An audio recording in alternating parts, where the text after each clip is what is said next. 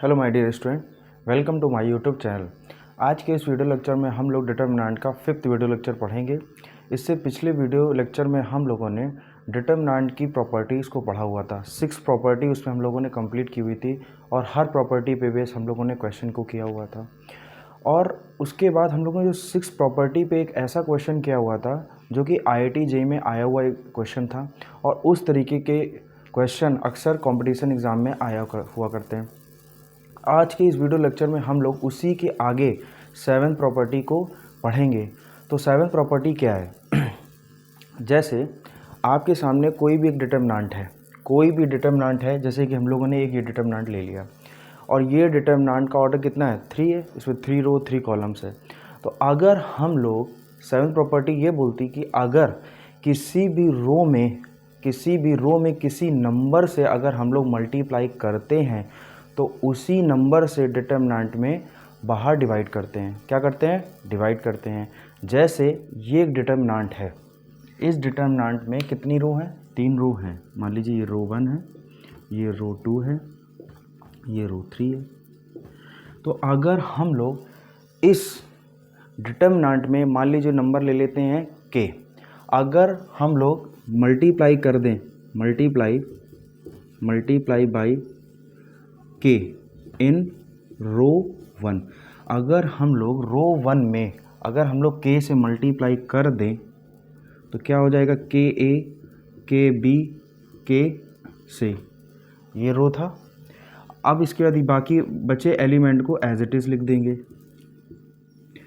और जिस नंबर से हम लोगों ने मल्टीप्लाई किया है रो में, उसी नंबर से हम लोग डिटर्मिनेंट में बाहर क्या करते हैं? डिवाइड करते हैं। तो क्या हो जाएगा? 1/k हो जाएगा मल्टीप्लाई। ठीक है, तो देखिए ना, k से इसको क्या कर दिया? डिवाइड कर दिया, और इसी नंबर से मल्टीप्लाई किया हुआ था रो 1 में। और हम लोगों ने जब प्रॉपर्टी 4th वीडियो लेक्चर में पढ़ रहे थे तो मैंने आपको एक बात बताई हुई थी कि जो चीज़ रो के लिए ट्रू है वो ऑटोमेटिकली कॉलम्स के लिए भी क्या होगी? ट्रू होगी। जैसे हम लोगों ने यहाँ पर रो के लिए किया। अगर मान लीजिए हम लोग इस डिटर्मिनेंट में मल्टीप्लाई कर दें, multiply by lambda in column 2, ये आपका कॉलम नंबर क्या है? ये कॉलम नंबर 1 है, ये आपका कॉलम नंबर 2 है, ये आपका कॉलम नंबर 3 है। तो अगर हम लोग इस डिटर्मिनेंट में कॉलम नंबर 2 में लैम्डा से मल्टीप्लाई करते हैं तो क्या हो जाएगा?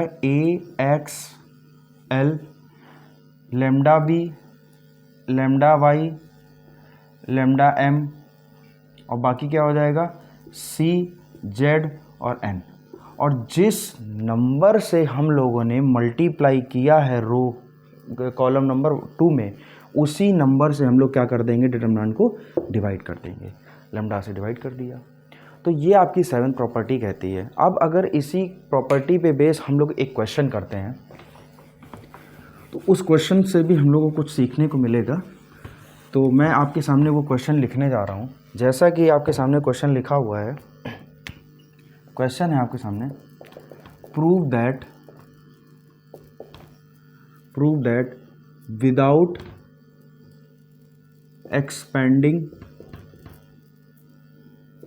expanding any stage at any stage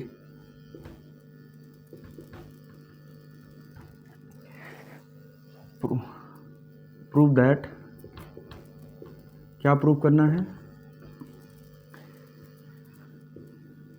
1 1 1 A B C। Okay, फिर इसके बाद मेरे सामने लिखा हुआ है BC CA और AB, और आपको इक्वल में क्या दे रखा है? 1 1 1 A square B square C square. देखिए, क्वेश्चन में ये बोला गया है कि हम लोगों को डिटर्मिनेंट को विदाउट एक्सपेंड किए हुए किसी भी स्टेज में, किसी भी स्टेप पे आकर के हम लोग बिना एक्सपेंड किए हुए डिटर्मिनेंट को हम लोगों को दिस इक्वल टू दिस लाना है। ठीक है, प्रूव करना है। तो देखिए, अगर यहाँ पे विदाउट एक्सपेंडिंग की बात ना करता तो पहला मेथड तो यही था ना कि हम लोग, फर्स्ट मेथड क्या था, मेथड फर्स्ट था कि अगर यहाँ पे ये मेंशन ना होता कि विदाउट एक्सपेंडिंग की बात कही होती तो हम लोग क्या करते, एक्सपेंड करते LHS को एक्सपेंड करते, solve by expanding method, expanding, और RHS को क्या करते, सॉल्व करते, सॉल्व बाय एक्सपेंडिंग, और सॉल्व करके हम लोग LHS और RHS को क्या करते, इक्वल कर देते। एक तो ये तरीका था हमारा फर्स्ट मेथड, लेकिन यहाँ पे मेंशन कर दिया है कि हम लोगों को विदाउट एक्सपेंडिंग, बिना एक्सपेंड किए हुए इसको प्रूव करना है। तो देखिए हम लोग कैसे प्रूव करते हैं इन प्रॉपर्टीज़ का इस्तेमाल करके। तो जैसे मान लीजिए हम लोगों ने ये डिटरमिनेंट लिया इधर साइड का, अगर हम लोग इसको लें 1 B C CA और AB, ये LHS साइड हम लोगों ने ले लिया, हम लोगों को विदाउट एक्सपेंड करके सॉल्व करना है, ठीक है। अगर हम लोग, आपने 6 प्रॉपर्टी पढ़ा हुआ था कि अगर किसी भी, अब देखिए क्या, अभी जो प्रॉपर्टी पढ़ी उस प्रॉपर्टी पे बेस हम लोग क्वेश्चन करते हैं। हम लोग यहाँ पर रो वन में A से मल्टीप्लाई कर दें, ओके, रो 2 में B से मल्टीप्लाई कर दें, और रो 3 में हम लोग अगर इसमें C से मल्टीप्लाई कर दें। रो 1 में क्या करें, रो 1 में ये रो 2 है और ये रो 3 है। रो 1 में हम A से मल्टीप्लाई कर दें, रो 2 में हम लोग B से मल्टीप्लाई कर दें, और रो 3 में हम लोग C से मल्टीप्लाई कर दें। तो मल्टीप्लाई करने के बाद हमारे पास क्या आएगा, देखिए ध्यान से, मल्टीप्लाई किया तो ये क्या हो गया, A स्क्वायर और ABC, ये हो गया। ये क्या हो गया, B स्क्वायर ABC हो गया। जब हम लोगों ने रो 3 में हमने C से मल्टीप्लाई किया तो 1 इंटू C कितना हो जाएगा, C इंटू C स्क्वायर, और ये कितना हो जाएगा, ABC हो जाएगा मल्टीप्लाई होकर के।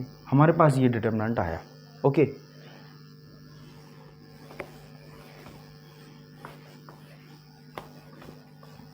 फिर इसके बाद हम लोग, अगर देखिए इस कॉलम को देखिए ध्यान से, कॉलम नंबर 3 को, कॉलम नंबर 3 से हम लोग ABC को कॉमन कर सकते हैं, बिल्कुल कर सकते हैं, लेकिन एक चीज़ यहाँ पे रह गई, जिससे मल्टीप्लाई किया है उससे डिवाइड भी तो करते हैं। हम लोगों ने 7th प्रॉपर्टी में पढ़ा, हम लोगों ने रो 1 में किससे मल्टीप्लाई किया, A से, रो 2 में हम लोगों ने किससे मल्टीप्लाई किया, B से, रो 3 में किससे मल्टीप्लाई किया, C से। तो हम लोगों ने जिससे मल्टीप्लाई किया उससे डिवाइड भी तो करेंगे। तो हम लोगों ने A से मल्टीप्लाई किया तो यहाँ पे A से डिवाइड हो गया, B से भी मल्टीप्लाई किया तो B से भी डिवाइड हो गया, C से मल्टीप्लाई किया था तो C से भी डिवाइड हो गया, ओके। फिर इसके बाद हम लोग नेक्स्ट स्टेप पे आए। कॉलम नंबर 3 को देखिए, यहाँ से हम लोगों को ABC कॉमन मिल रहा है, तो ABC कॉमन ले लिया, तो ABC अपॉन ABC हो जाएगा A square 1, B square 1, C square 1। ये आपका डिटरमिनेंट आ गया। फिर इसके बाद ध्यान से देखिए, बाकी प्रॉपर्टीज़ का इसमें इस्तेमाल करते हैं। ये ABC कैंसिल हो जाएगा, और कैंसिल हो करके आपका क्या बचेगा, determinant ABC, A square B square C square 1 1 1, ये आपका आया। फिर इसके बाद हमें इतना आ गया, और हमें लाना कितना है, ये लाना है। तो अब देखिएगा, अगर आपको एक प्रॉपर्टी याद हो, मैंने आपको प्रॉपर्टी पढ़ाई हुई थी, प्रॉपर्टी नंबर 2, अगर किसी भी 2 रो या 2 कॉलम को आपस में चेंज करते हैं तो एक माइनस साइन क्या आ जाता है, बाहर आ जाता है। तो आप देखिए, ये कॉलम नंबर 1 है, ये कॉलम नंबर 2 है, ये कॉलम नंबर 3 है। अगर हम लोग कॉलम नंबर 1 को कॉलम नंबर 3 को आपस में इंटरचेंज कर दें, क्या कर दें, इंटरचेंज कर दें, तो कॉलम 3 को कॉलम 1 बना दे और कॉलम 1 को कॉलम 3 बना दे, तो एक माइनस साइन क्या आ जाएगा, बाहर आ जाएगा, बाई प्रॉपर्टी 2, जो कि 4th वीडियो लेक्चर में मैंने पढ़ाया हुआ है। तो 1 1 1 A square B square C square ABC, ये आपका हो गया। फिर देखिए, यहाँ तो 1 बन गया, 1 1 1। अब अगर फिर से हम लोग कॉलम नंबर 2 कॉलम नंबर 3 को आपस में इंटरचेंज कर दें तो फिर एक माइनस साइन बाहर आ जाएगा। तो आपस में हम लोगों ने इंटरचेंज किया, तो चेंज करने के बाद हम लोगों ने किसको किसको इंटरचेंज किया, C2 और C3 को चेंज किया, इन दोनों को आपस में इंटरचेंज किया। तो इंटरचेंज को इसी तरीके से तो लिखना सिखाया था आपको। तो फिर से एक माइनस साइन बाहर आ जाएगा, मल्टीप्लाई होगा, एक माइनस साइन पहले से था, एक माइनस साइन और आ गया मल्टीप्लाई होकर के। तो 1 1 1 ए, ये इनको आपस में इंटरचेंज करेंगे तो जो C3 था वो C2 बन जाएगा और जो C2 था वो C3 बन जाएगा। तो क्या मिलेगा आपको, ABC, A² B² C², ये आपको मिल गया। अब माइनस माइनस मल्टीप्लाई होकर क्या दे देंगे, प्लस का मल्टीप्लाई दे देंगे। तो क्या हो जाएगा, प्लस हो जाएगा, तो प्लस हो गया। तो दिस इक्वल टू दिस आ गया। ओके, मैं चाहे इसको लिख के अगले स्टेप में आपको दिखा दे रहा हूँ। तो ये माइनस माइनस मल्टीप्लाई हो प्लस का हो गया, तो आपको क्या मिल गया, 1 1 1 ABC, A² B² C², ये आपको मिल गया। ओके, देखिए यही तो लाना था। तो आपका क्या आ गया, RHS आ गया, मतलब LHS इक्वल टू RHS हो गया। LHS इक्वल टू RHS, हम लोग LHS से चले थे और RHS हम लोगों ने प्रूव कर दिया। तो देखिए हम लोगों ने कहीं पर भी किसी भी स्टेज पर किसी भी स्टेप पर हम लोगों ने डिटरमिनेंट को बिना एक्सपेंड किए हुए ही RHS साइड को ले आए, यही प्रूव करना था। तो इस तरीके से हम लोग प्रॉपर्टी का इस्तेमाल करके क्वेश्चन को कर सकते हैं काफ़ी इजी वे में। फिर इसके बाद एक क्वेश्चन और लेते हैं। वो क्वेश्चन ये है, आपके सामने दे रखा है, मैं लिखने जा रहा हूँ। उसमें भी बिना एक्सपेंड किए हुए क्वेश्चन को प्रूव करना है, एक्सपेंड ही नहीं करना है, ठीक है। तो क्वेश्चन मैं लिखता हूँ आपके सामने, प्रूव दैट, क्या प्रूव करना है देखिएगा, ABC, A² B² C², BC, ठीक है, CA, और ये क्या हो जाएगा, AB, ये आपको एक डिटरमिनेंट दे रखा है। इसके इक्वल में क्या है, 1 1 1 A² B² C², A³ B³ और C³, ये हो गया। हमें ये प्रूव करना है। तो अगर हम लोग इसमें LHS लेके चलें और इसमें भी बिना एक्सपेंड किए हुए ही प्रूव करना है, ठीक है। तो जैसे हम लोगों ने LHS उठाया, LHS लिया, LHS आपका क्या है, ABC, A² B² C², BC CA और AB, ये आपको मिला। अब देखिए, अगर हम लोग कॉलम नंबर 1 में, ये आपका कॉलम क्या है, ये आपका कॉलम नंबर 1 है, ये कॉलम नंबर 2 है, ये आपका कॉलम नंबर 3 है। अगर हम लोग कॉलम नंबर 1 में A से मल्टीप्लाई कर दें, कॉलम नंबर 2 में B से मल्टीप्लाई कर दें और कॉलम नंबर 3 में हम लोग C से मल्टीप्लाई करें, तो मल्टीप्लाई करने के बाद जो आपको डिटरमिनेंट क्या मिल जाएगा, देखिए मल्टीप्लाई करने के बाद ये आएगा आपका A² A³ ABC हो जाएगा, B² B³ ABC हो जाएगा। फिर हम लोगों ने कॉलम 3 में C से मल्टीप्लाई किया, तो आपको क्या हो जाएगा, C² C³ और ABC हो गया। इस तरीके से हमारा डिटरमिनेंट मिला। फिर उसके बाद देखिए, आप देख रहे हैं एक चीज़ मैं फिर भूल गया यहाँ पे, जिससे मल्टीप्लाई किया जाए, 7th प्रॉपर्टी ये बताइए, जिससे मल्टीप्लाई किया, जिस नंबर से मल्टीप्लाई किया था, कॉलम 1 में A से मल्टीप्लाई किया तो A से डिवाइड भी होगा, कॉलम नंबर 2 में हमने B से मल्टीप्लाई किया तो B से डिवाइड भी होगा, और कॉलम नंबर 3 में C से मल्टीप्लाई किया तो C से डिवाइड भी होगा, तो डिवाइड भी कर दिया। अब इसके बाद देखिएगा हमारा इसमें, अगर हम लोग रो 3 को देखें, रो 3 को अगर देखें तो रो 3 में से हमें ABC कॉमन मिल रहा है, तो कॉमन कर लिया, तो ABC कॉमन किया और अपॉन में आपको ABC पहले से दे रखा है, जो कि कॉलम 1 में ए से मल्टीप्लाई करने पे और कॉलम बी में बी से कॉलम 2 में बी से मल्टीप्लाई करने में, कॉलम 3 में सी से मल्टीप्लाई करने के बाद मिला हुआ था। तो हमने यहाँ पर ए बी सी कॉमन किया तो A B C upon A B C, तो यहाँ पे क्या बचेगा A square B square C square A cube B cube और सी क्यूब, ये आपका 1 1 1 ये हो गया। ओके, फिर इसके बाद देखिए आपका ए बी सी कैंसिल हो जाएगा, कैंसिल हो गया, तो आपको क्या बचा A square A cube 1 B square B cube 1 C square C cube 1, आपका ये डिटरमिनेंट मिला। अब हमें तो अभी इस तरीके ये पूरा RHS तो मिला नहीं है। अब देखिएगा अगर हम लोग अगर इस तरीके से इसको बनाना है तो ये हमारा रो 3 है, ये हमारा रो 2 है, ये हमारा रो 1 है। ओके, अगर हम लोग रो 1 और रो 3 को आपस में इंटरचेंज कर दें, क्या कर रहे हैं, रो 1 और रो 3 को आपस में इंटरचेंज किया, तो इंटरचेंज करने के बाद आपको क्या मिलेगा, देखिएगा जब हम लोगों ने रो 1 और रो 3 को आपस में इंटरचेंज किया, इंटरचेंज करते हैं आपस में चेंज कर दिया, तो जो रो 3 थी वो रो 1 बन गई, जो रो 3 थी वो रो 1 बन गई, और जो रो 1 थी वो रो 3 बन गई, बन जाएगी। तो ये यहाँ पर जो बचा था उसको तो एज इट इज़ लिख देंगे। अब देखिएगा रो 1 को हम लोगों ने रो 3 बना दिया। ओके, और एक चीज़ और, जब हमने आपको बताया हुआ था कि प्रॉपर्टी सेकंड में जब दो रो या दो कॉलम को आपस में इंटरचेंज करते हैं तो एक माइनस साइन बाहर आ जाता, तो एक माइनस साइन बाहर आ गया। ओके, फिर इसके बाद आप इस रो 2 को और रो 3 को आपस में इंटरचेंज करिए।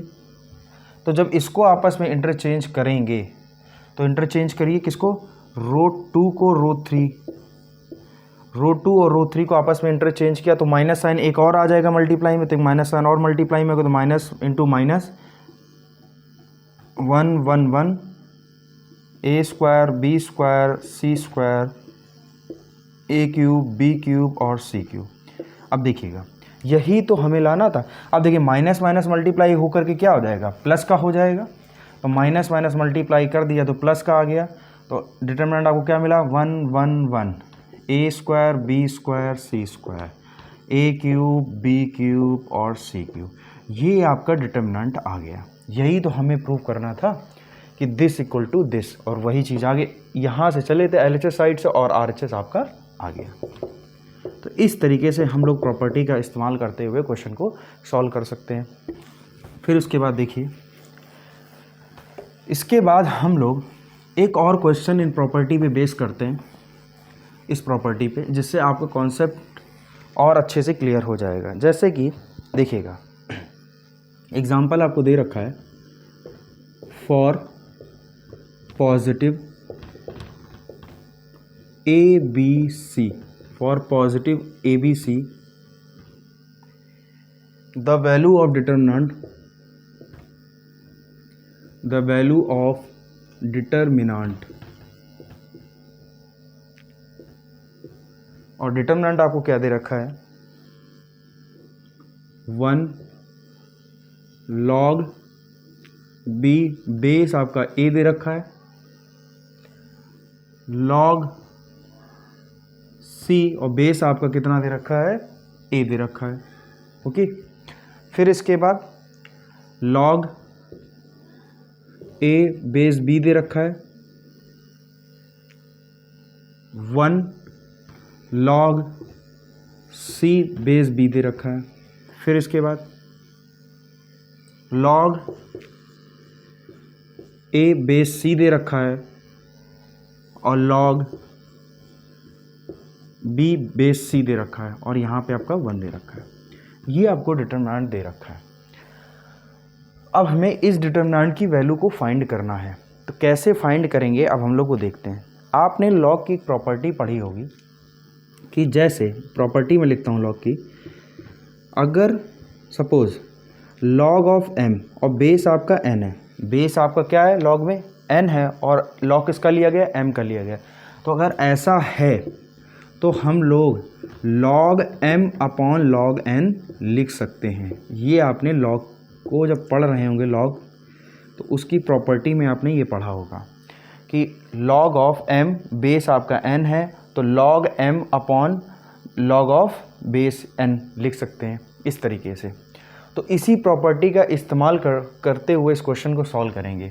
तो अगर इस प्रॉपर्टी को हम लोग यहाँ पे इस्तेमाल करें तो देखिए 1 तो एज इट इज़ लिखा रहेगा, इसमें इस log b और बेस a को इस तरीके से लिख देंगे तो क्या हो जाएगा, log और b अपॉन log a हो जाएगा।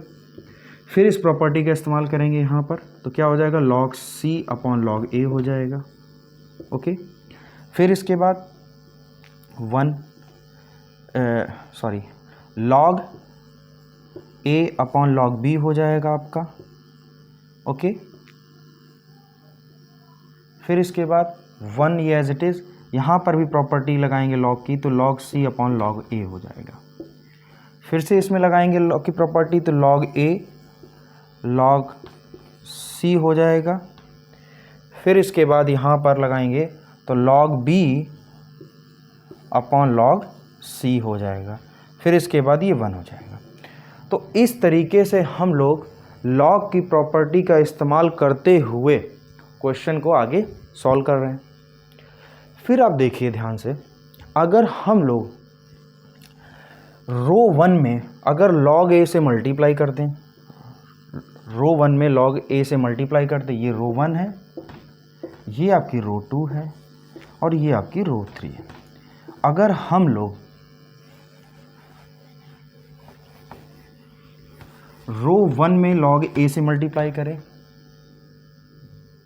रो 1 में log a से मल्टीप्लाई करें तो देखिए क्या होगा, और log b में रो 2 में log b से मल्टीप्लाई कर दें, रो 3 में आप log c से मल्टीप्लाई कर दीजिए।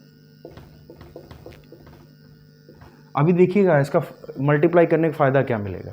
अब जिससे मल्टीप्लाई किया उससे डिवाइड भी करना है, 7 प्रॉपर्टी सीखी थी, तो अपॉन में 1 अपॉन में log a into log b, बाहर डिवाइड भी उसी से होगा जिससे मल्टीप्लाई कर रहे हैं, log c, ये आपने डिवाइड कर दिया। अंदर जब मल्टीप्लाई किया तो जब रो 1 में आपने log a से मल्टीप्लाई किया तो log a 1 से मल्टीप्लाई होगा, क्या बचेगा, log a। इसमें जब log a से मल्टीप्लाई होगा इस एलिमेंट में, तो log a मल्टीप्लाई हो करके मल्टीप्लाई होगा तो ये log कैंसिल हो जाएगा log a, तो आपको क्या बचेगा, log b बचेगा। जब इस एलिमेंट में हम लोगों ने इस फर्स्ट रो के इस एलिमेंट में log a से मल्टीप्लाई किया तो log a या नीचे वाला कैंसिल हो जाएगा, तो आपको क्या बचेगा, log c बचेगा। फिर इसके बाद हम लोग रो 2 में किससे मल्टीप्लाई कर रहे थे, log b से, तो log b से जब इसमें मल्टीप्लाई किया तो log a बचेगा, इसमें मल्टीप्लाई किया तो log b बचेगा, इसमें मल्टीप्लाई किया आपने, इसमें एक सेकेंड, यहाँ पर log b आना चाहिए था, क्या आना चाहिए था, log b, तो ये log b होगा। यहाँ पे ध्यान से देखिएगा, क्वेश्चन सॉल्व करने में ए गलती से लिख गया है, तो यहाँ पे जब log b से मल्टीप्लाई होगा तो log c बचेगा। फिर इसमें देखिए रो 3 में हम लोग किससे मल्टीप्लाई कर रहे हैं, log c से मल्टीप्लाई कर रहे हैं, तो log c मल्टीप्लाई होकर क्या बचेगा, log a, log b और log c, ये आपका मिला। ओके, अब देखिए ध्यान से, यहाँ पर देखिए रो 1 और रो 2, रो 3 भी आइडेंटिकल हैं। मैंने आपको 4th प्रॉपर्टी में बताया हुआ था कि अगर किसी भी डिटरमिनेंट में 2 रो आइडेंटिकल हों या 2 कॉलम आइडेंटिकल हों तो उस डिटरमिनेंट की वैल्यू कितनी हो जाती है, 0 हो जाती है। तो यहाँ पर देखिए 3 रो हैं, हमने तो 2 रो की बात की कि तीनों रो आपस में क्या है, आइडेंटिकल हैं, तो इसकी जो वैल्यू आएगी वो कितनी आएगी, 0 आएगी। तो 0 इससे मल्टीप्लाई होगा, 0 इससे मल्टीप्लाई होकर इस डिटरमिनेंट की वैल्यू कितनी है, 0, और 0 मल्टीप्लाई दिस, तो इसके साथ मल्टीप्लाई हो करके कितनी वैल्यू मिल जाएगी, 0 मिल जाएगी। तो इस तरीके से देखिए हम लोग प्रॉपर्टी नंबर 7 का इस्तेमाल करके क्वेश्चन को सॉल्व कर सकते हैं। फिर अब इसके बाद हम लोग अगली प्रॉपर्टी पे आते हैं, प्रॉपर्टी नंबर 8 पे आते हैं। प्रॉपर्टी नंबर 8 में ये बताया गया है, मैं पहले लिखता हूँ फिर आपको बताता हूँ, या पहले बता दे रहा हूँ। प्रॉपर्टी नंबर 8 में ये बताया गया है कि अगर किसी भी डिटर्मिनेंट में रो या कॉलम में, यदि किसी डिटर्मिनेंट में रो या कॉलम में कोई दूसरा नंबर ऐड हो, तो उसे डिटर्मिनेंट में अलग अलग जोड़कर लिखा जा सकता है। तो उसे दो डिटर्मिनेंट में अलग अलग जोड़ करके लिखा जा सकता है। मैं आपको प्रॉपर्टी पहले लिख देता हूँ। प्रॉपर्टी है कि if every element of particular row, ये प्रॉपर्टी नंबर आपकी 8 है, property 8। If every element of a particular row, if every element of particular row, कर लीजिए, और a particular column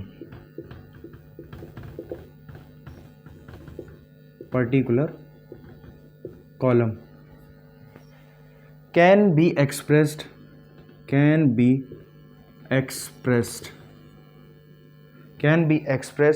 as sum of two numbers, then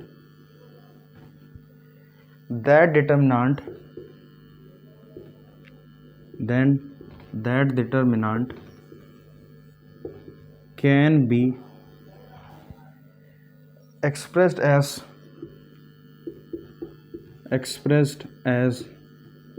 sum of two determinant। कहने का मतलब ये है कि अगर किसी डिटर्मिनेंट में किसी रो या कॉलम में, यदि किसी डिटर्मिनेंट में रो या कॉलम में कोई दूसरा नंबर ऐड हो, तो उसे दो डिटर्मिनेंट में अलग अलग जोड़ करके लिखा जा सकता है। जैसे एग्जांपल लेके मैं आपको बताऊं, जैसे आपके सामने एक ये डिटर्मिनेंट लेता हूं, a1 + α1 b1 c1, a2 α1 b2 c2, a3 α1 b3 c3। आप देखिए ये डिटर्मिनेंट में जो कॉलम नंबर 1 है, ये कॉलम नंबर 1 है, इस कॉलम नंबर 1 में आप देखिए ना, ये दो नंबर ऐड है, α1 इसमें ऐड है, इस कॉलम नंबर 1 के एलिमेंट a1 में α1 ऐड है, इसमें भी α1 ऐड है, इसमें भी α1 ऐड है। तो इस डिटर्मिनेंट को हम लोग इस तरीके से दो अलग अलग डिटर्मिनेंट में लिख करके, α1 को दो अलग अलग डिटर्मिनेंट में लिख करके ऐड कर सकते हैं। कैसे लिख सकते हैं देखिए मैं बताता हूँ। a1 a2 a3 b1 b2 b3 c1 c2 c3 plus α1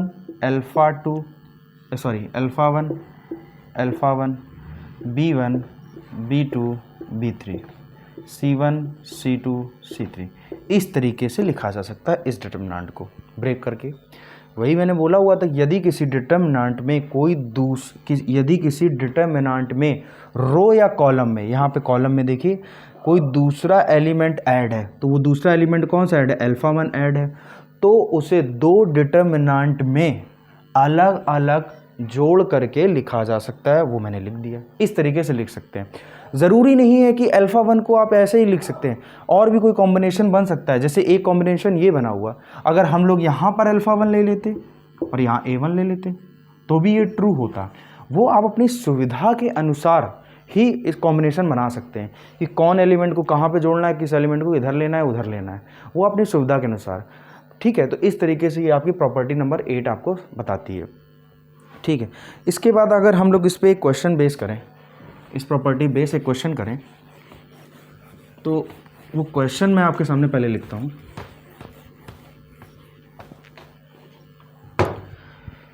question है, जैसे पहले एक चीज़ बता देता हूँ आपको, 3 7 1, ठीक है, 9 5 6 8 -3 4। ठीक है, अगर हम लोग इसमें कॉलम नंबर 2 में एक काम करें, जैसे कॉलम नंबर 2 पे एक काम करने जा रहे हैं।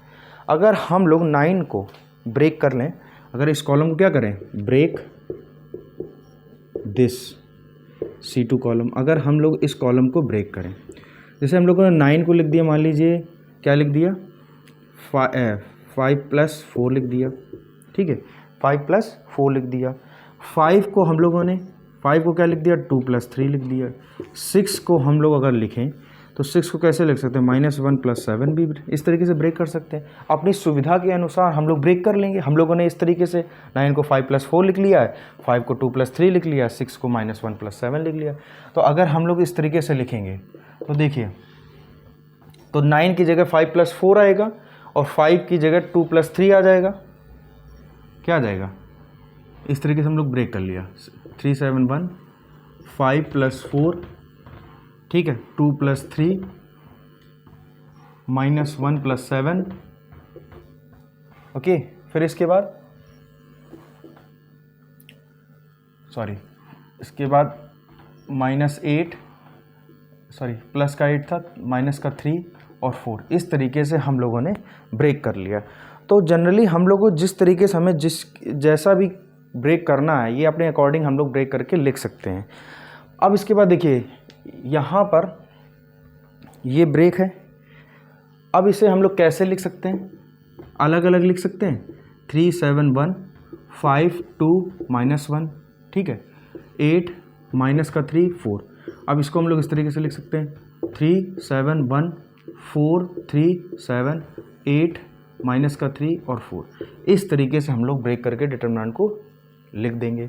ये डिटरमिनेंट था, इस डिटरमिनेंट को हम लोग इस तरीके से लिख सकते हैं। हम लोगों ने कॉलम नंबर 2 को ब्रेक इस तरीके से कर लिया था। तो ब्रेक करने के बाद इसमें 8 प्रॉपर्टी को लगाया। प्रॉपर्टी को लगाने के बाद हम लोग इस डिटरमिनेंट को 2 अलग अलग डिटरमिनेंट में जोड़ करके लिख सकते हैं। तो यही प्रॉपर्टी नंबर 8 बता रही है। अब जैसे इस पर एक क्वेश्चन करते हैं, प्रॉपर्टी नंबर 8 पे क्वेश्चन किया जाए। क्वेश्चन क्या है, देखिए, find the value of delta equal to a plus 2x x b plus 2y y, ठीक है। इसके बाद ये है आपका c plus 2z और ये आपका z, ये आपको दिया रखा है। अब हमें इस डिटरमिनेंट की वैल्यू को फाइंड करना है। अगर हम लोग इसमें प्रॉपर्टी नंबर 8 को लगाएं तो इस डिटरमिनेंट को हम लोग किस तरीके से लिख सकते हैं, 2 अलग अलग डिटरमिनेंट में जोड़ करके लिख सकते हैं।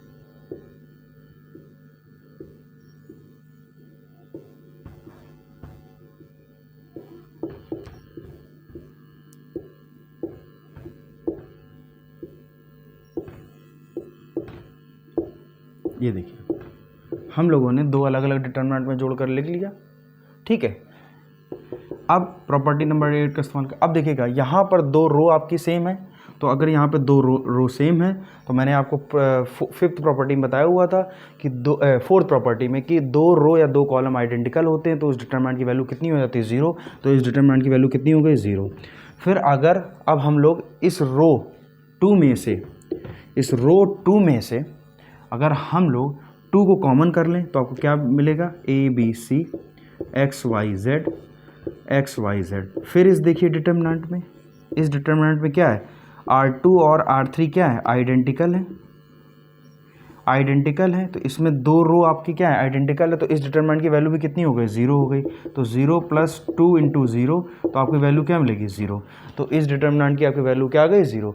अब देखिए प्रॉपर्टी का इस्तेमाल करके ये क्वेश्चन कितनी आसानी से हो जा रहे हैं। अब अगर एक्सपेंड करके इन क्वेश्चंस को करते तो काफ़ी टफ हो जाता। तो इस तरीके से हम लोग प्रॉपर्टी का इस्तेमाल करके क्वेश्चन को सॉल्व कर रहे हैं। फिर इसके बाद एक इस पर और अच्छा सा क्वेश्चन करते हैं, काफ़ी अच्छा एक क्वेश्चन है। मैं आपके सामने पहले वो लिखता हूँ, फिर उस क्वेश्चन को आगे मैं आपको समझाऊंगा, सॉल्व करेंगे। तो जैसे कि आपके सामने एक मैं क्वेश्चन लिखने जा रहा हूँ, बोला गया है कि क्वेश्चन है गिवन। ध्यान से देखिएगा इस क्वेश्चन को, x y z। R pth qth rth, ठीक है, terms of a GP find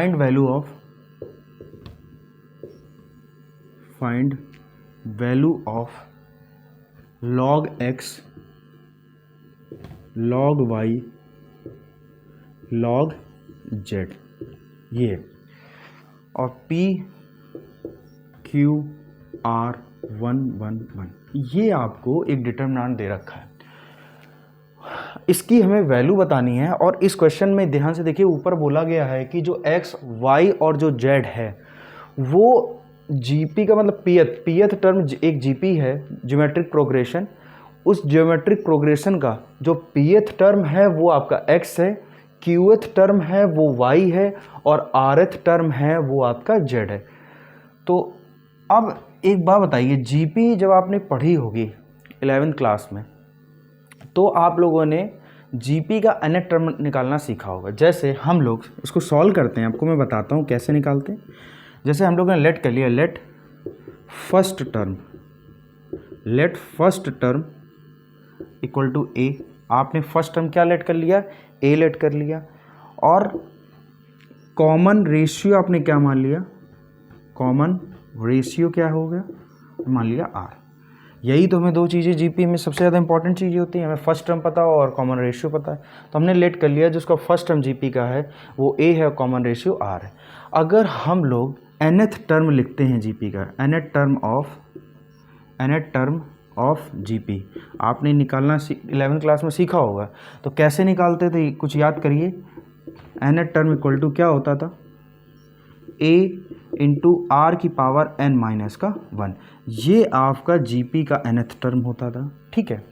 और आपको इस क्वेश्चन में pth टर्म की वैल्यू क्या दे रखी है, x। तो ध्यान से देखिए, अगर हम लोग इस फॉर्मूले की मदद से pth टर्म निकालें, क्या निकालें, pth टर्म, तो क्या मिलेगा आपका A इंटू R की पावर p माइनस का 1, n की वैल्यू कितनी हो गई p, और आपको pth टर्म कितना दे रखा है, x दे रखा है। तो x इक्वल टू बेटा क्या हो गया, A इंटू R की पावर p माइनस का 1, ये आपको x इक्वल टू मिल गया। इसी तरीके से अगर हम लोग क्यूएथ टर्म निकालें तो क्या होगा, A इंटू R की पावर q माइनस का 1, और आपको क्यूएथ टर्म दे क्या रखा है, क्यूएथ टर्म क्या दे रखा है, y। तो y इक्वल टू आपका हो गया A इंटू R की पावर q माइनस का 1, क्या हो गया, q माइनस का 1। फिर इसके बाद अगर हम लोग फिर से निकालें, इसके बाद हम लोग निकालते हैं rth टर्म, तो TR equal to A into R की पावर R माइनस का 1। तो आप ध्यान से देखिए, यहाँ से आपको क्या मिल जाएगा, rth टर्म की वैल्यू क्या दे रखी है, z दे रखी है। तो z इक्वल टू बेटा हो गया A इंटू R की पावर R माइनस का 1, ये आपका z इक्वल टू आ गया। ये आपको 3 इक्वेशन मिल गई, ठीक है। मैं इसको थोड़ा रफ करता हूँ स्पेस बनाने के लिए। फिर देखिए, अगर हम लोग, ठीक है, अगर हम लोग ये x y z की आपको वैल्यू मिल गई, अगर हम लोग यहाँ पे लॉग लेते हैं, अगर जैसे ये आपको x इक्वल टू दे रखा था A इंटू R की पावर p माइनस का 1, अगर हम लोग लॉग ले लेते हैं, क्या लेते हैं, लॉग, तो टेकिंग लॉग बोथ साइड, अगर हम लोग लॉग दोनों साइड लेते हैं तो आपको क्या मिलेगा, log x equal to log of A into R की पावर p माइनस का 1। लॉग की प्रॉपर्टी पता होगी तो उसका इस्तेमाल करते तो log A plus log R की पावर p माइनस का 1 हो जाएगा, ये आपका हो जाएगा। फिर इसके बाद देखिए, इसको क्या लिख सकते हैं, लॉग x इक्वल टू, फिर यहाँ पर हम लोग यहाँ पर फिर लॉग की प्रॉपर्टी इस्तेमाल करेंगे तो पावर क्या हो जाएगी, आगे आ जाएगी, और लॉग R हो जाएगा। तो सिमिलरली इसी तरीके से हम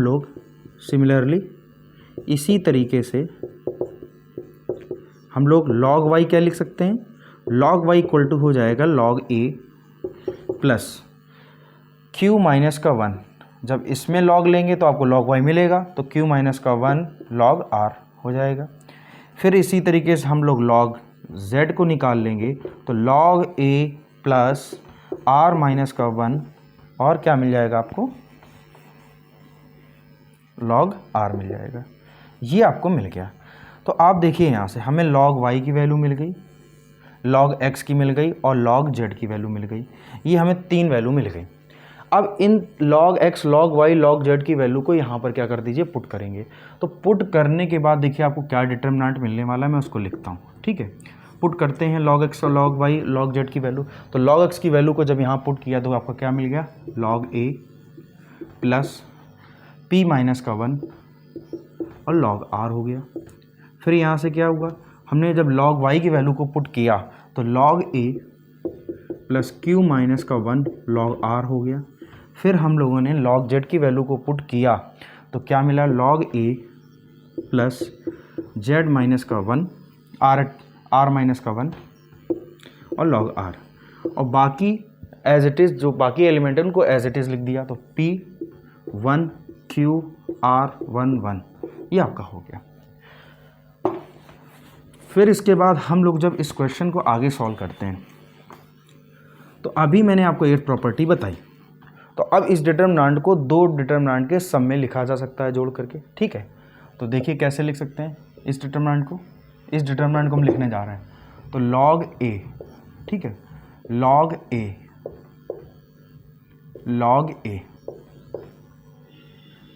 p q r 1 1 1 प्लस क्या हो गया, p माइनस का 1 log r, q minus 1 log r, r minus का 1 log r, और ये आपका हो गया p q r 1 1 1। ये आपको डिटर्मिनेंट मिल गए। देखिए ना, इस डिटर्मिनेंट को 2 डिटर्मिनेंट में जोड़ करके मैंने लिख दिया। इसमें देखिए ना, इस कॉलम 1 में ये log a element extra add था, तो हम लोगों ने इसको अलग अलग 2 डिटर्मिनेंट में जोड़ करके लिख दिया। ठीक है, अब इसके बाद देखिए यहाँ पर हम लोग log a को कॉमन कर सकते हैं। कॉलम 1 में से हम लोग क्या कर सकते हैं, log a कॉमन कर सकते हैं। तो log a को कॉमन कर लिया, तो कॉमन करके क्या बचा है, 1 1 1 p q r 1 1 1, ये आपका हो गया। अब इसके बाद इस कॉलम में से log r कॉमन कर सकते हैं, तो log r कॉमन कर लिया, तो क्या बचा, p माइनस का 1 q माइनस का 1 r माइनस का 1 p q r 1 1 1, ये आपका हो गया। अब आपको पता है कि यहाँ पर कॉलम नंबर 1 और कॉलम नंबर जो 3 है वो आइडेंटिकल हैं। तो जब आपको मैंने प्रॉपर्टी नंबर 4 में बताया हुआ था कि कोई भी 2 रो या 2 कॉलम आइडेंटिकल हो तो उस डिटरमिनेंट की वैल्यू क्या हो जाएगी, 0। तो इस डिटरमिनेंट की वैल्यू आपकी कितनी आ गई, 0 आ गई। अब 0 इससे मल्टीप्लाई होगा log a से, तो क्या होगा, 0 पूरा दे देगा कम्प्लीटली। फिर इसके बाद तो इसको 0 कर दिया, तो 0 करने के बाद देखिए, तो log a इंटू 0, तो 0 से मल्टीप्लाई हो गया प्लस। अब देखिएगा इस डिटरमिनेंट में, अब इस डिटरमिनेंट को 2 डिटरमिनेंट में जोड़ करके लिख सकते हैं प्रॉपर्टी नंबर 8 का इस्तेमाल करके। कॉलम नंबर 1 में प्रॉपर्टी हम लोगों ने लगा दी, तो log r ब्रैकेट में लगा करके लिख सकते हैं p q r 1 1 1 plus -1 minus का 1 माइनस का 1। ओके, फिर इसके बाद आपका क्या हो गया, p q r 1 1 1, ये आपका हो गया। इस डिटरमिनेंट में प्रॉपर्टी नंबर 8 लगा दी हम लोगों ने। फिर इसके बाद ध्यान से देखिएगा, हमने फिर से प्रॉपर्टी नंबर 4 का इस्तेमाल किया, जो कि लेक्चर 4 में पढ़ा हुआ था। 2 आइडेंटिकल ये कॉलम मिल गए आपके, कॉलम नंबर 1 और कॉलम नंबर 2 हैं, ये क्या हैं आपके, आइडेंटिकल हैं। तो इस डिटरमिनेंट की जो वैल्यू वो भी क्या हो जाएगी, 0 हो जाएगी। इससे 0 मल्टीप्लाई कर 0 हो गया प्लस log r, और इसके अंदर ये डिटरमिनेंट की वैल्यू भी कितनी हो गई, 0 हो गई। फिर प्लस क्या, अब देखिएगा इस डिटरमिनेंट में कॉलम नंबर 1 में माइनस साइन कॉमन ले सकते हैं, तो कॉमन ले लिया, तो आपका क्या बचेगा, 1 1 1 p q r 1 1 1, ये आपका हो गया। फिर ध्यान से देखिए 0 प्लस log r 0 माइनस, ये डिटर्मिनेंट में क्या हो गया, इसमें भी देखिएगा कॉलम, ये column number 1, column C1 and column number 3 identical हैं, तो इस डिटर्मिनेंट की वैल्यू कितनी हो गई, 0 हो गई। तो 0 माइनस का 0, तो आपको क्या मिल गया, 0 प्लस लॉग r, ये 0 माइनस 0 क्या होगा, 0, 0 से मल्टीप्लाई होकर 0 हो जाएगा, तो 0 प्लस 0 इक्वल टू क्या क्या आ गया, 0 आ गया। तो इस डिटर्मिनेंट की वैल्यू कितनी आ गई, 0 आ गई। तो देखिए इस प्रॉपर्टी पे बेस कितने अच्छे अच्छे क्वेश्चन आसानी से सॉल्व हम लोग कर लेंगे। फिर इसके बाद हम लोग एक कॉन्सेप्ट को पढ़ेंगे, वो कॉन्सेप्ट क्या है, समेशन। देखिए समेशन का कॉन्सेप्ट इस्तेमाल करके डिटर्मिनेंट में बहुत अच्छे अच्छे क्वेश्चन बन जाते हैं, जो कि इंजीनियरिंग जैसे एग्ज़ाम्स के लिए हमारे काफ़ी इंपॉर्टेंट होते हैं, एनडीए जैसे एग्ज़ाम्स के लिए भी। तो अब हम लोग सबसे पहले तो समेशन के बारे में जानेंगे कि समेशन की प्रॉपर्टी क्या होती, मतलब समेशन के बारे में जानेंगे कि समेशन को कैसे निकालते हैं।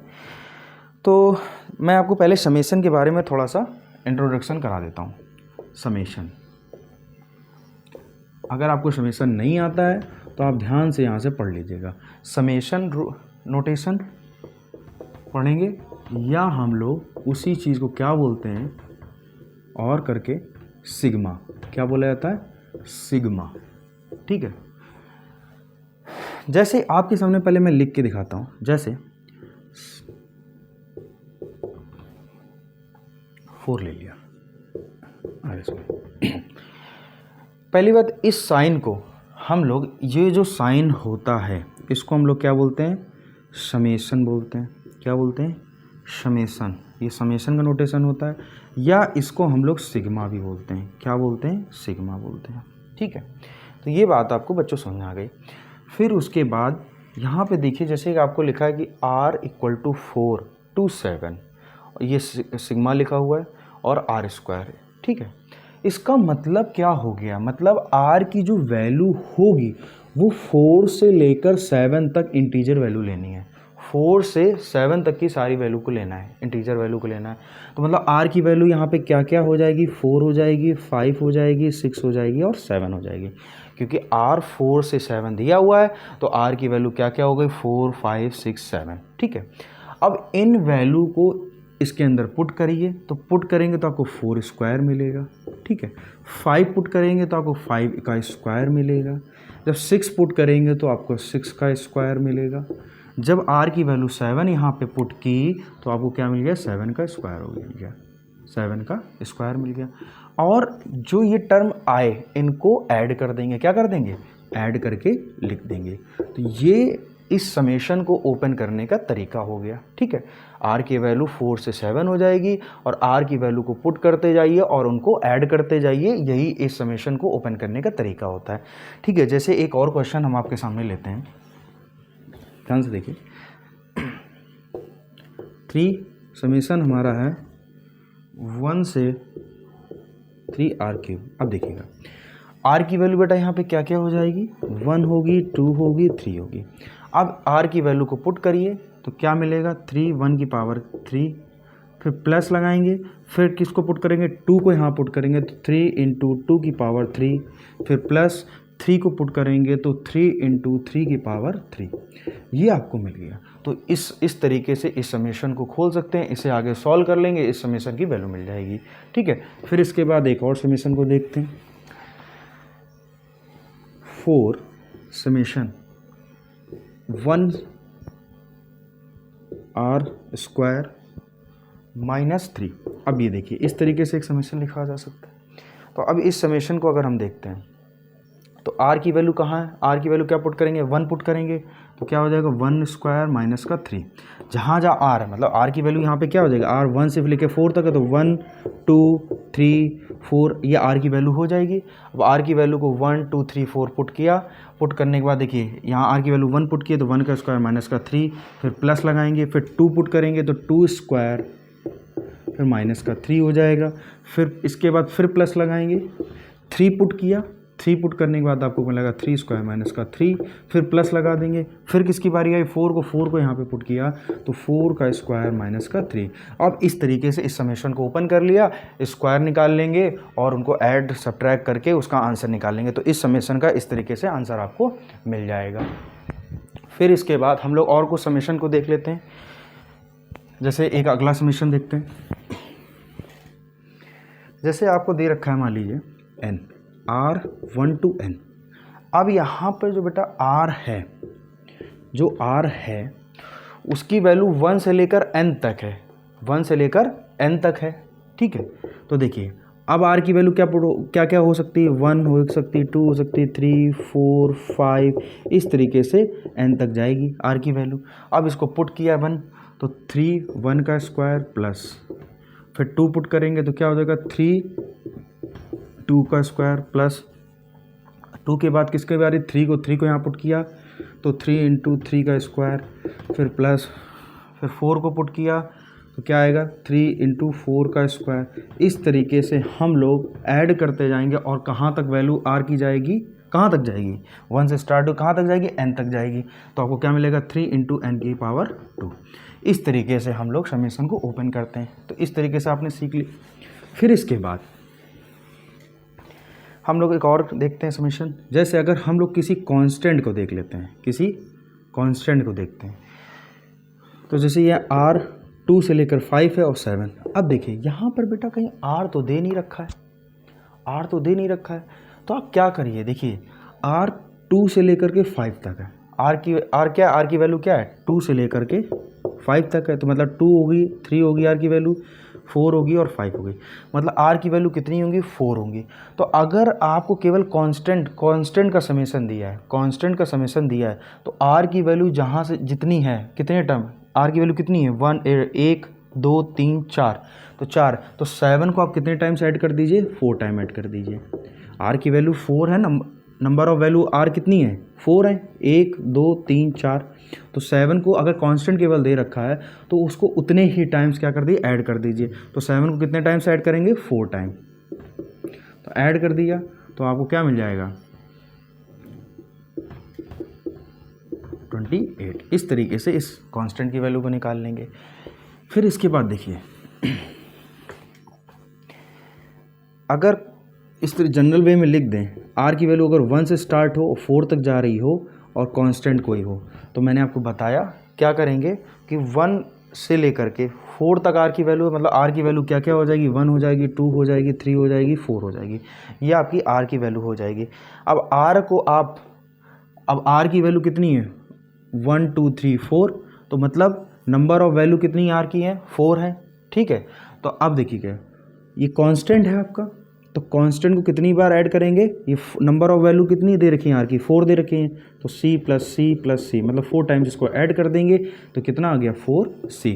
तो इस तरीके से आप लोग इसका समेशन निकाल सकते हैं, ठीक है।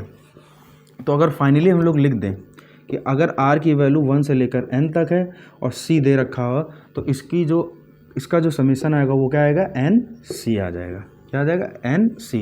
जब c को n टाइम्स ऐड करेंगे, जब c को n टाइम ऐड करेंगे तो क्या मिलेगा cn, मतलब n डॉट c मिल जाएगा। जैसे r 1 से लेकर 10 है और यहाँ आपको दे रखा है मान लीजिए 1 दे रखा है, तो मतलब क्या 1 को, अब r की वैल्यू कितनी होंगी 1 से लेकर 10 तक कितनी r हो जाएंगे, नंबर ऑफ r कितने हो जाएंगे 10 हो जाएंगे। तो 1 को कितनी बार ऐड करना पड़ेगा 10 टाइम्स ऐड करना पड़ेगा। तो जब 1 को 10 टाइम्स ऐड किया तो आपको कितना मिलेगा 10 मिलेगा। तो इसकी वैल्यू कितनी आ गई 10 आ गई, ठीक है। अब जैसे और देखिएगा, जैसे 3 समेशन r1 fr ये दे रखा है, इसका मतलब क्या r की वैल्यू 1 है, 2 है, 3 है, 4 है। r की वैल्यू क्या है 1 2 3 है, सॉरी 1 2 3 है। तो r की वैल्यू को यहाँ पुट किया तो क्या मिलेगा f(1), फिर ऐड किया f(2), फिर ऐड किया f(3). इस तरीके से इसका समेशन ओपन हो जाएगा, ओके। फिर इसके बाद हम लोग इसको जनरल वे में लिख लें। अगर हम लोग इस तरीके से दिया हो c डॉट fr फंक्शन दे रहा हो, कॉन्स्टेंट को आप, अब देखिए r की वैल्यू कहाँ से कहाँ तक ऐड करेंगे, आर की वैल्यू कहाँ से कहाँ तक होगी, 1 से लेकर n तक, 1 2 3 इस तरीके से आर की वैल्यू होती जाएगी। जब इन वैल्यू को इसके अंदर पुट करेंगे तो पुट करने के बाद आपको क्या मिलेगा, c। अब देखिए एक बात सुन लीजिए पहले, अगर समेशन के अंदर आपको कांस्टेंट दे रखा है, उसके साथ कोई फंक्शन मल्टीप्लाई है, यहाँ r 1 से लेकर n तक वेरी हो रहा है, तो कांस्टेंट है, कांस्टेंट को आप समेशन से क्या निकाल लेंगे, बाहर निकाल लेंगे। तो इस तरीके से आप इसको लिख सकते हैं, ये आप समझिए पहली बात, ठीक है। ये एक समेशन की प्रॉपर्टी हो गई। फिर इसके बाद हम लोग आपसे एक बात और बता दें, अगर दो फंक्शन ऐड हो रहे हो या सब्ट्रैक्ट हो रहे हो, दो फंक्शन अगर ऐड हो रहे हो, ये दो फंक्शन है, ये आपस में ऐड हो रहे हैं या सब्ट्रैक्ट हो रहे हैं, और उनके ऊपर आपको समेशन दे रखा है, तो उनका समेशन आपस में क्या हो जाएगा, अलग अलग भी लिख सकते हैं। मतलब उनका अलग अलग समेशन निकाल करके उनको ऐड या सब्ट्रैक्ट कर सकते हैं। ये आपकी एक समेशन की प्रॉपर्टी होती है। इस तरीके से भी उनको अलग अलग समेशन निकाल करके उनको ऐड किया जा सकता है या सब्ट्रैक्ट किया जा सकता है। ये समेशन की प्रॉपर्टी हो गई। फिर इसके बाद हम लोग एक और बात करें, ध्यान से देखिएगा, अगर 1 + 2 + 3 है, इस तरीके से नंबर को, नेचुरल नंबर को, n नेचुरल नंबर को ऐड किया जा रहा है, तो जो इसका समेशन होगा वो क्या होगा, उसको क्या लिख सकते हैं, 1 से लेकर के n, r की वैल्यू 1 से लेकर n, और यहाँ पे आपको क्या हो जाएगा, r हो जाएगा। अब देखिए ना, r की वैल्यू 1 पुट करिए, 2 पुट करिए, 3 पुट करिए, उनको ऐड करते हैं तो यही तो मिल जाएगा। फिर उसी तरीके से अगर 1 का स्क्वायर है, 2 का स्क्वायर है, 3 का स्क्वायर है, और यहाँ पर उसको n तक ऐड किया गया है, मतलब 1 से लेकर n तक के जो नंबर्स हैं उनका स्क्वायर करके उनको ऐड किया गया है, तो उसको समेशन के फॉर्म में इस तरीके से लिखा जा सकता है। ठीक है, देखिए 1 पुट, r की वैल्यू 1 से लेकर n तक पुट कर दीजिए, तो 1 का स्क्वायर प्लस 2 का स्क्वायर प्लस 3 का स्क्वायर, इस तरीके से आपको मिल जाएगा। फिर इस तरीके से क्यूब में भी हो सकता है, तो 2 का क्यूब, 1 का क्यूब प्लस 2 का क्यूब, 3 का क्यूब से ले करके n का क्यूब इक्वल टू क्या हो जाएगा, r1 से n और r क्यूब हो गया। इस तरीके से हम लोग लिख सकते हैं। अब एक बात ध्यान से सुनिएगा कि अगर हमने तो ये देखा कि इस तरीके से अगर दे रखा हो फॉर्मेट, तो इस तरीके से जनरल सिग्मा के फॉर्म में लिखा जा सकता है। अब जो आपने सिग्मा 1 से लेकर n तक है और ये दे रखा है, इसकी जो वैल्यू आती है, r की वैल्यू 1 से लेकर n तक है और समेशन किसके ऊपर, r के ऊपर है, तो इसकी जो वैल्यू आती है वो क्या आती है, n × n + 1/2। अगर ऐड करेंगे, r की वैल्यू को पुट करते हैं, 1 + 2 + 3 + 4 + ... n तक जाइए, तो उनका जो सम आता है वो क्या आता है, n × n + 1/2 आता है। फिर इसी तरीके से अगर स्क्वायर हो तब उसका जो सम आता है वो कितना आता है, n + 1 2n + 1/6। ये इस तरीके से आता है इसका सम। ये आपको याद रखना होगा, इन चीज़ों को आप लोग को याद रखिए बिल्कुल दिमाग में। फिर इसके बाद अगर क्यूब दे रखा हो तो उसका सम क्या आता है बेटा, इसको भी ध्यान से देखना पड़ेगा। देखिए इनको याद कर लीजिए, याद करेंगे तो एग्ज़ाम में आपका बहुत ही फ़ायदा होगा, डायरेक्ट तुरंत क्लिक करेगा दिमाग में अगर ये अगर चीज़ें आपको याद होंगी। तो इसका जो सम आता है वो कितना आता है, n² × n + 1 का होल स्क्वायर अपॉन 4। इसका जो सम आता है n² × n + 1 का होल स्क्वायर अपॉन 4 आता है। ठीक है, ये आपका हो गया। अब इनका इस्तेमाल जो अब हम लोग डिटरमिनेंट में कैसे करेंगे, देखिए डिटरमिनेंट में क्वेश्चन आते हैं समेशन के ऊपर, तो उनका इन्हीं सब छोटी छोटी चीज़ों का इस्तेमाल करके उन क्वेश्चंस को बेटा सॉल्व करेंगे। पहले मैं आपको एक प्रॉपर्टी बताता हूँ डिटरमिनेंट के ऊपर, समेशन से रिलेटेड। जैसे आपके सामने अगर एक डिटरमिनेंट दे रखा है, जैसे डेल्टा r दे रखा है, ये दे रखा है, और FR GR, ठीक है, और HR, ABCLMN, ये आपको एक डिटरमिनेंट दे रखा है। आप अगर कॉलम नंबर 1 को देखें तो इसमें जो भी एलिमेंट्स हैं वो R फंक्शन के हैं। वो क्या है, R फंक्शन के हैं, केवल R फंक्शन के हैं ना। इसमें देखिए तो इसमें मतलब आर वेरिएबल है। अब अगर हम लोग इसमें बाकी किसी भी कॉलम या किसी रो में देखिए नहीं है, केवल कॉलम, ये जो कॉलम 1 है इसी में ही आर फंक्शन दे रखे हैं। अगर हम लोग इस पर समेशन ले लें, अब देखिएगा यहाँ पे मैं ये भी मेंशन कर देता हूँ, ए बी सी जो हैं LMN वो क्या है, कांस्टेंट है। मतलब ये बाकी आपके आर की वैल्यू चेंज होगी तो ये आपका कॉलम 1 चेंज होता जाएगा, आर की वैल्यू 1 होगी तो ये चेंज हो जाएगा, फिर 2 होगी, 3 होगी। अब अगर हम लोग इसके ऊपर समेशन लेते हैं, अगर हम लोग समेशन लेते हैं 1 से लेकर के n तक, तो समेशन जो है वो इसके अंदर जहाँ जहाँ पे आर फंक्शन होगा वहाँ पे समेशन लग जाएगा। ठीक है, तो आप देखिए ना, इसमें कॉलम नंबर 1 पे ही तो फंक्शन है, आर फंक्शन है, तो जो समेशन हो जाएगा कॉलम नंबर 1 पे आ जाएगा। तो समेशन 1 से लेकर n FR, अगर हम लोगों ने समेशन लिया 1 से लेकर n तक, तो यहाँ पे कॉलम नंबर 1 में आर फंक्शन है, तो इसलिए समेशन इस कॉलम में आ जाएगा। ठीक है, GR, ओके।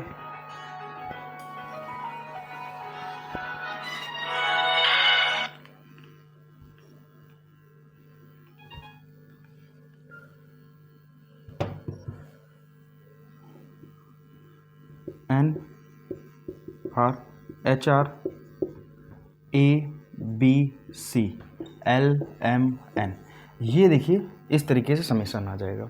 ठीक है, केवल कॉलम 1 में ही तो आर फंक्शन था, तो इसलिए केवल कॉलम 1 में ही समेशन आ जाएगा। अब इस पे एक क्वेश्चन करते हैं, अच्छा क्वेश्चन है, ध्यान से देखिएगा।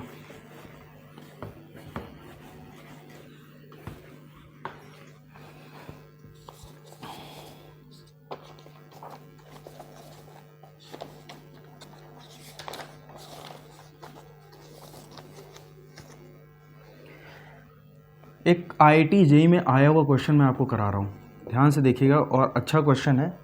अगर आपने ये चीज़ें अभी तक ध्यान से देखी हैं तो ये क्वेश्चन आपके लिए बहुत ही आसान रहेगा। गिवन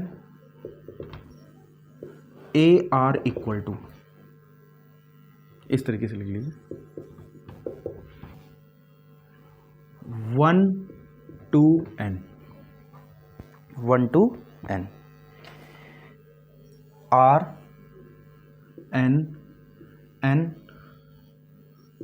इंटू n प्लस 1/2 ये दे रखा है, 2 की पावर r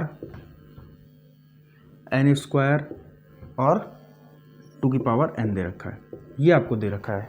ठीक है, और आपसे बोला गया है कि find the value of a, find the value of, मैं लिख रहा हूँ find the value of, find the value of summation R1 से लेकर n तक AR, ये आपसे पूछा गया है। तो मैंने आपको बताया, आप इस क्वेश्चन को ध्यान से देखिएगा, हमें समेशन 1 से लेकर n तक लेना है। अब अगर आप यहाँ पे देखें तो केवल और केवल रो 1 में ही तो R फंक्शन है, रो 1 में R फंक्शन है, केवल रो 1 में ही तो R फंक्शन है, R1 में ही तो R फंक्शन है।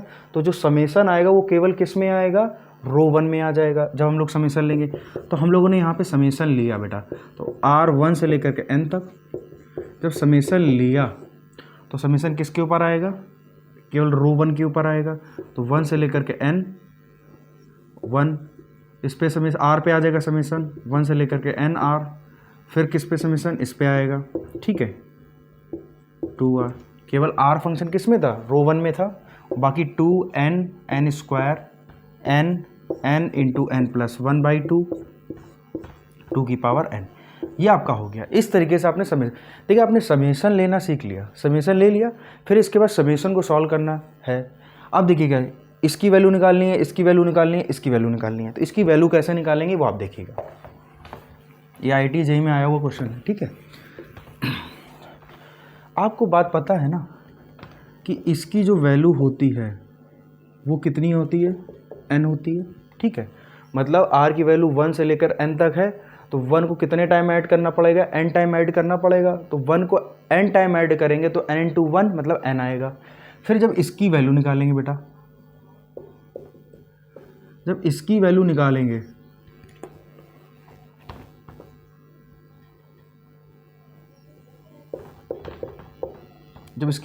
तो उसकी वैल्यू क्या आएगी, अभी मैंने आपको बताया हुआ था n into n plus 1 upon 2। फिर इसकी वैल्यू क्या आएगी वो भी देखेंगे, इसकी वैल्यू को इस बारे में सीखेंगे, ठीक है। अब देखिए ध्यान से, हम लोगों को इसकी वैल्यू बतानी है, मतलब r की वैल्यू जब 1 से लेकर n तक पुट करेंगे तो 2 की पावर 1 प्लस 2 की पावर 2 प्लस 2 की पावर 3 इस तरीके से डॉट डॉट डॉट 2 की पावर n तक जाएगा। और आप देख रहे हैं कि ये हमारी जीपी बन रही है, ये हमारी क्या है, जीपी। यहाँ पे हमारा जो फर्स्ट टर्म है वो 2 है और r आपका कितना लेकर 2 स्क्वायर अपॉन 2, मतलब कि आपके r की जो वैल्यू आ गई वो 2 आ गई, मतलब आपका जो कॉमन रेशियो आएगा वो आपका 2 आएगा, ठीक है। और आपको पता है कि हम लोगों को जीपी का सम निकालने का फॉर्मूला आप लोगों ने सीखा था। सम कैसे निकालते हैं, ध्यान से देखिएगा, a इंटू आर की power n minus 1 upon R minus का 1। जब ये फॉर्मूला कब होता है, जब r does not equal to 1 होता है, जब r हमारा डज नॉट इक्वल टू 1 होता है और r ग्रेटर देन 1 होता है, तभी हमारा फॉर्मूला लगता है। इसके अंदर वैल्यू को पुट करके, a और r की वैल्यू को पुट करके हम लोग इसका सम निकालेंगे। तो 2 इंटू आर की वैल्यू कितनी, 2 की पावर n माइनस का 1 अपॉन 2 माइनस का 1। जब इसे सॉल्व किया तो कितना हो जाए, 2 इंटू 2 की पावर n। इस तरीके से हम लोगों ने इसका देखिए सम निकाल लिया, ये आपका सम आ गया। अब इसको, इसकी वैल्यू और इसकी वैल्यू को यहाँ पे पुट कर देंगे, तो पुट करेंगे, ठीक है। पुट करने के बाद देखिए आपको क्या मिलेगा, n, यहाँ पे लिख रहा हूँ मैं AR। इसकी जो वैल्यू आएगी, इसकी वैल्यू क्या आई, NI। इसकी वैल्यू क्या आएगी आपकी, n into n plus 1 upon 2। इसकी वैल्यू आपकी क्या आई, 2 इंटू 2 की पावर n माइनस का 1। फिर इसके बाद बाकी एलिमेंट को एज इट इज़ हम लोग लिख देंगे, n स्क्वायर, ये कितना हो गया, n हो गया,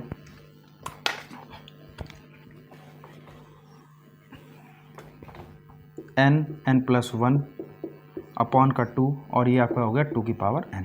इस तरीके से हम लोगों ने समीशन को निकाल करके डिटरमिनेंट में वैल्यू को पुट कर दिया। अब बस काम क्या बचा, इस डिटरमिनेंट को सॉल्व करना है। अब इस डिटरमिनेंट को सॉल्व करते हैं। देखिएगा, अगर हम लोग इस डिटरमिनेंट को सॉल्व करें 2 इंटू दिस, अब अगर हम लोग इसको सॉल्व करने जाते हैं तो आप देख रहे होंगे कि कॉलम 2 को देखिए ध्यान से, कॉलम 2 को, ये कॉलम 2 है, कॉलम 2 में n कॉमन हो रहा है। कॉलम 2 से अगर हम n कॉमन कर ले तो बाहर क्या आ जाएगा, n आ जाएगा। कॉलम 2 से n आपका कॉमन है, यहाँ भी n है, यहाँ भी n, यहाँ भी n है, तो n कॉमन कर सकते हैं। n कॉमन करके क्या बचेगा, n 2n, n plus 1 by 2, 1 n plus 1 by 2, ये आपका बचा। यहाँ पे क्या बचेगा, 2 की पावर n माइनस ये 1, ये आपका n स्क्वायर और ये आपका 2 की पावर n, ये आपका बचा। फिर इसके बाद हम लोग इसको एक्सपेंड करते हैं। क्या करते हैं, इसको एक्सपेंड करते हैं, इसको एक्सपेंड करते हैं, इसको अब क्या करेंगे, एक्सपेंड करेंगे, इसको एक्सपेंड करते हैं। तो देखिएगा, एक्सपेंड करना आप जानते हैं, प्लस माइनस प्लस, रो 1 के अलॉन्ग इसको क्या करने जा रहे हैं, एक्सपेंड करने जा रहे हैं। जब इसको रो 1 के अलॉन्ग एक्सपेंड करेंगे तो देखिएगा क्या मिलेगा,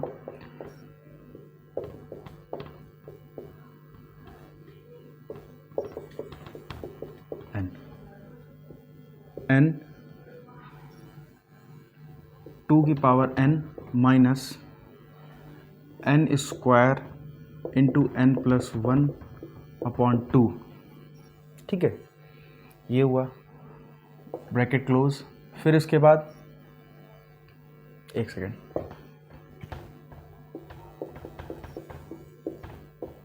इसके बाद ये माइनस n प्लस 1 अपॉन 2, इसको ये जिस कॉलम और जिस रो में था उसको डिलीट किया तो आपको क्या बचा, 2 इंटू 2 की पावर n माइनस n का क्यूब, ओके। फिर इसके बाद किसकी बारी आई, प्लस 2 की पावर n माइनस का 1। ये जिस रो जिस कॉलम इसको डिलीट किया, आपका एलिमेंट क्या क्या बचा उसको लिख दीजिए। एक सेकेंड, इसको थोड़ा सा इधर लेके लिख लेते हैं।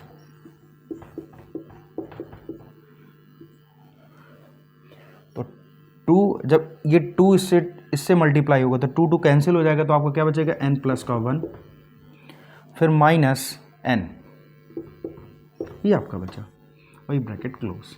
इसको एक्सपेंड करके आपका ये आ गया। अब इसको एक्सपेंड करके देखिए कैसे सॉल्व करते हैं।